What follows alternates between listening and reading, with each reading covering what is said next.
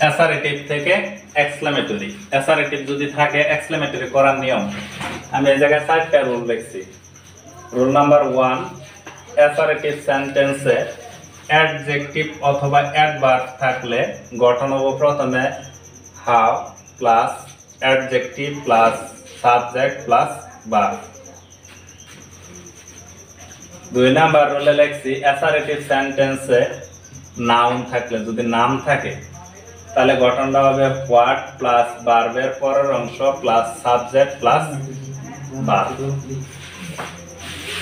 Rule number 3 এ লিখছি বাক্যে I wish থাকলে গঠন হবে if, had, or, that plus subject plus verb থেকে শেষ পর্যন্ত।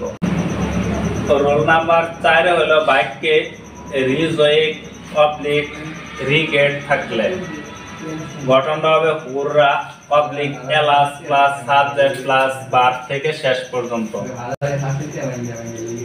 প্রথমটা করি তাহলে।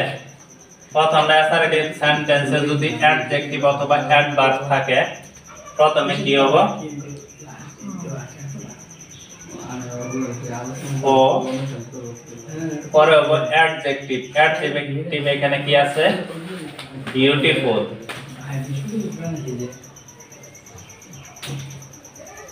পরে আছে কি সাবজেক্ট। সাবজেক্ট এখানে কি আছে শি, তারপরে আছে কি ভার্ব। ভার্ব এখানে আছে ইজ, পরে আশ্চর্যবোধক চিহ্ন, শেষ।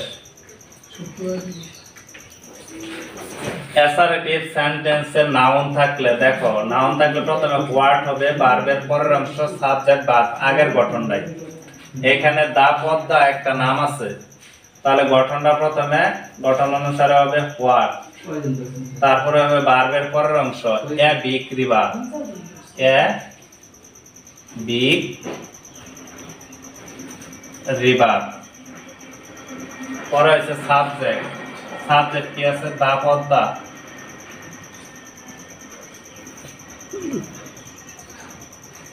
পরে কি আছে ভার্ব। ভার্ব এখানে আছে ইজ, পরে আশ্চর্যবোধক চিহ্ন।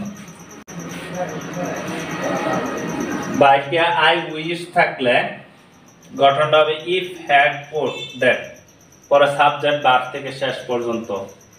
আই উইশ যদি হ্যাড থাকে, আই থাকলে ওর দিবা, আই থাকলে কি দিবা ওর দিবা। যদি হ্যাড থাকে তাহলে হ্যাড দিতে পারো, হ্যাড দিয়ে শুরু করতে হবে। ইফ ও দিতে পারবা, এখানে আমি কি দেবো ইফ ই দেই। ইফ, পরে সাবজেক্ট। সাবজেক্ট কি আছে আই, তারপর হচ্ছে ভার্ব থেকে শেষ পর্যন্ত ওয়ার এ চিল্ড এগেইন,